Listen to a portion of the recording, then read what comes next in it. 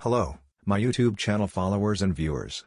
Today I will show you how to convert video files very easily with FFmpeg.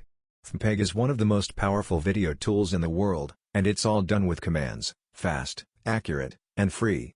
I will run cmd from the FFmpeg folder. I have an input.mp4 file in a folder that I want to convert to AVI type. With FFmpeg you can execute a command and the conversion will happen automatically, choosing the best codecs. I will now type the command FFmpeg input.mp4 output.avi in the cmd window. Input.avi is the original file, but the file I converted to is output.avi. Once the command is written, press enter and wait for the file to be converted. As you can see, the AVI conversion is in progress and the output.avi file has already been created. I will open the created AVI file to show that the video really works. If this tutorial was interesting and useful, be sure to like and subscribe to the channel.